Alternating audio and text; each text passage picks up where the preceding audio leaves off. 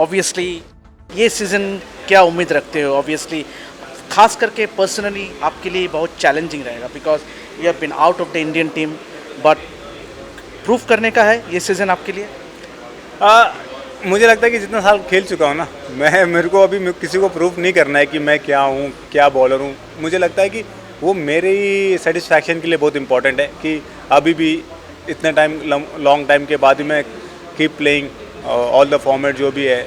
भले इंडिया के लिए वाइट बॉल नहीं खेल रहा हूँ, बट यानी IPL के लिए अच्छा ही कर रहा हूँ। लास्ट ईयर मैंने अच्छा किया और टेस्ट मैच खेल ही रहा हूँ, तो वो मेरे लिए इंपॉर्टेंट है। ये नहीं कि मुझे किसी को दिखाना है कि मैं क्या कर सकता हूँ, बट हाँ, ये सीज़न मेरे लिए इंपॉर्टेंट रहेगा बिकॉज जो आने वाला वर्ल्ड कप है वो इंडिया के अंदर है और मेरी ख्वाहिश है कि अच्छा करूं और अब इस वर्ल्ड कप की जो टीम बनेगी उसमें अपनी जगह बना सकूं, क्योंकि मुझे पता है कि ये world cup last world cup, इसके बाद का वर्ल्ड कप का कोई आइडिया नहीं है कि खेलूंगा नहीं खेलूंगा, रहूंगा या नहीं रहूंगा। बट मुझे लगता है कि ये जो वर्ल्ड कप है ये बहुत इंपॉर्टेंट है मेरे लिए।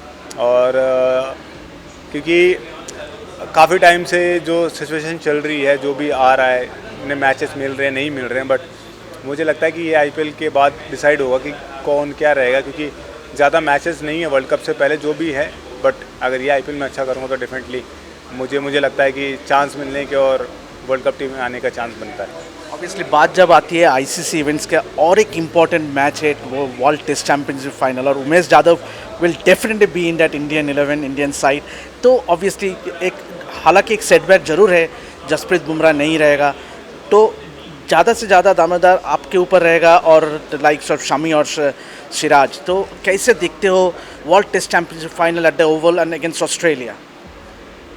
देखिए, इसमें देखना क्या है, जब आपको पता है कि आपने क्वालिफाई किया है और आपने इतना अच्छा क्रिकेट खेला है, क्योंकि आपको पता था कि उसमें से आपको 2 मैच जीतने ही जीतने हैं और एक ड्रॉ करना है, सो टीम ने वो करके दिखाया है। और I think everyone play for that and everyone whole team wants to be like qualify for the world championship, test championship. So सबने अपनी मेहनत की और सबने पूरी कोशिश की है। तो और जब यहाँ पे पहुँचे हैं, जब we already qualify for that, so definitely मुझे लगता है कि हर कोई चाहेगा कि इस बार जो लास्ट टाइम नहीं हो पाया वो इस बार करके दिखाएं और 100% पूरी कोशिश होगी कि ये जो वर्ल्ड टेस्ट चैम्पियनशिप है उसे जीते और ट्रॉफी घर लेके आए हैं। सो एज अ मेरे लिए हो गया, जो भी लड़के हैं जिन्होंने इतना हार्डवर्क किया है लास्ट 2-3 ईयर्स ये वर्ल्ड चैम्पियनशिप के लिए, टेस्ट चैम्पियनशिप के लिए, तो उनके लिए बहुत बड़ी अपॉर्चुनिटी है। और एक कह सकते हैं कि एक तरह से एक ऐसा सिचुएशन है कि ये काइंड ऑफ वर्ल्ड कप ही है टेस्ट का। तो अगर आप जीते हो तो वो आपको सेटिस्फैक्शन मिलेगा कि जो जितना भी आपने हार्डवर्क किया है उसका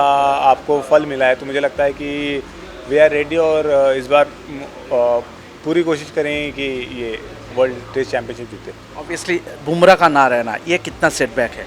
डेफिनेटली अभी, क्योंकि बुमराह भी प्राइम बॉलर है इंडिया के, काफ़ी अच्छा किया है उन्होंने और कंटिन्यूसली करते भी आए हैं। तो अभी एज अ फास्ट बॉलर आप यही कह सकते हैं, हम बस यही कह सकते हैं कि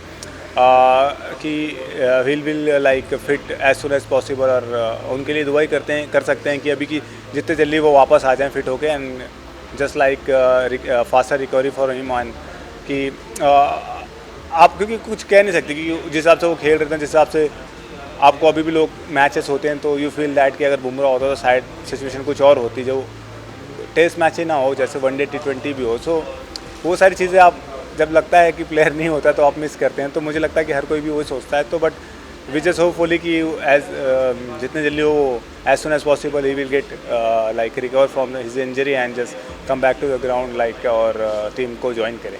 ऑब्वियसली उमेश, आपने हाल ही में ऑस्ट्रेलिया के साथ खेला और आप बहुत लय में दिखे जो टेस्ट सीरीज़ में।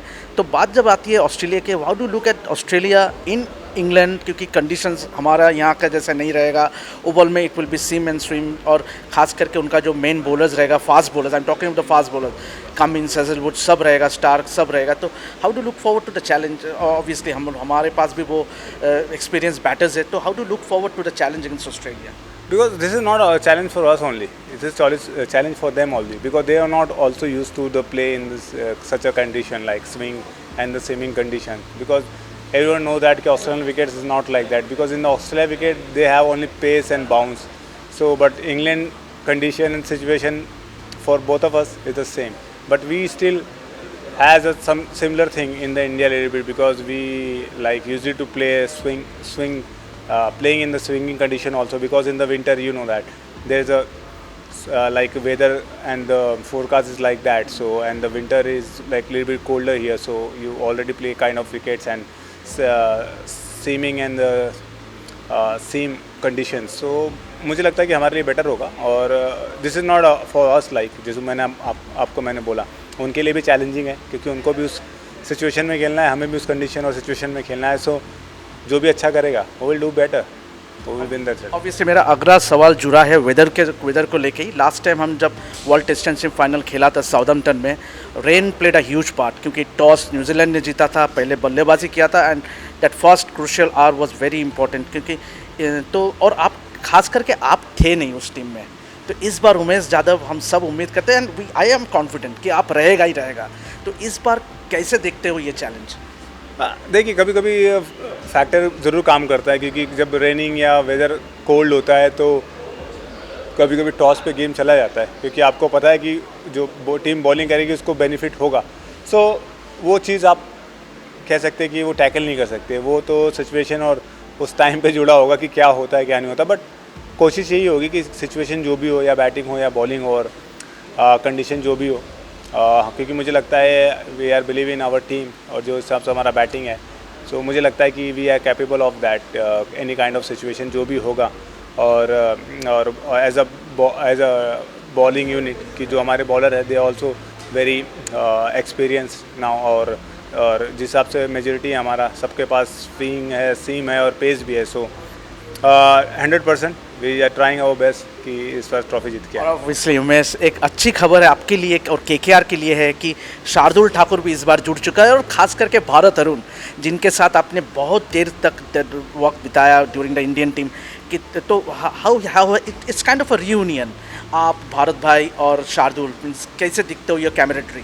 हाँ, भरत सर तो लास्ट ईयर भी थे साथ में मेरे, और डेफिनेटली जिस हिसाब से शार्दुल आए हैं, एक अच्छा लाइक स्विंग बॉलर भी आपके पास है, जो एक्सपीरियंस बॉलर भी आया है टीम में, और वो जो एक ऐसा ऑलराउंडर कहते हैं जो बैटिंग भी कर सकता है. सो मुझे लगता है कि काफ़ी अच्छा है टीम के लिए, और जो टीम कॉम्बिनेशन होना चाहिए, क्योंकि आप हमेशा देखते हो कि टीम का जो बैटिंग है थोड़ा सा लॉन्ग रहे तो ज़्यादा बेटर होता है, क्योंकि कभी कभी सिचुएशन ऐसे आती है कि 7-8 डाउन के बाद आपके पास बैट्समैन नहीं होते और कभी 6 बॉल में 10-15 रन चाहिए होते हैं. तो मुझे लगता है कि ऐसे सिचुएशन में अगर एक आपके पास ऑलराउंडर होता है तो यू ऑलवेज कॉन्फिडेंट कि हम जो भी सोच रहे हैं या चेज़ कर रहे हैं उसके लिए थोड़ा इजी होगा.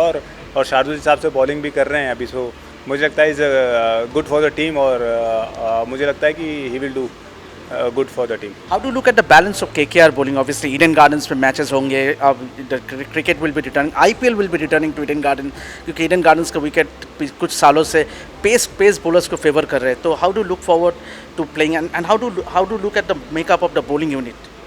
डेफिनेटली, क्योंकि जिस हिसाब से बॉलिंग है, क्योंकि आपको कॉम्बिनेशन बनाना पड़ेगा कौन कैसा डाल रहा है, बिकॉज जब आप मैच खेलोगे 2-3 मैच खेलोगे तो उसके बाद यू सेटल डाउन कि हाँ कौन कैसा डाल रहा है, क्या हो रहा है, and you get a idea about that situation and condition and everything कि विकेट भी कैसा खेल रहा है. सो उसके बाद जब 2-3 मैच के बाद आप प्रॉपर टीम और उसका थिंक कर सकते हो. पहले जो भी प्लेइंग 11 बनेगा, डेफिनेटली जो मोस्ट प्रॉब्लम मुझे लग रहा है कि जो लास्ट ईयर की थी टीम, उसमें ऑलमोस्ट 70% वही होंगी, 2-3 चेंजेस ही होंगे. तो मुझे लगता है कि वो इम्पोर्टेंट करता है कि हम जो स्टार्ट करते हैं कैसा स्टार्ट करते हैं.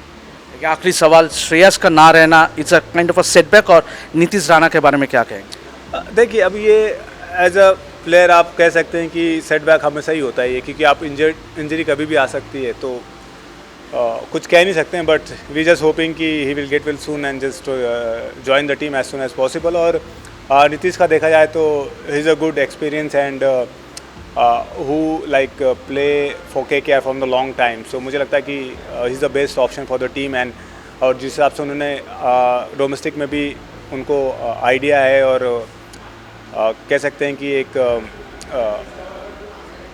अच्छा है, क्योंकि जब आप बैट्समैन कोई कैप्टन बनाते हो तो he has the idea about that, क्योंकि वो इस विकेट पे ज़्यादा खेले भी हैं. सो और उनको पता भी है, उनको डोमेस्टिक T20 और उसका एक्सपीरियंस भी है.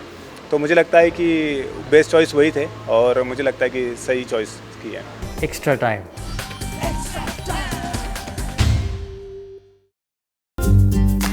লেটেস্ট নিউজ আর এক্সক্লুসিভ ভিডিওর সঙ্গে আপডেট থাকতে এখনই সাবস্ক্রাইব করুন আমাদের ইউটিউব চ্যানেল। বেল আইকনে ক্লিক করতে ভুলবেন না যেন।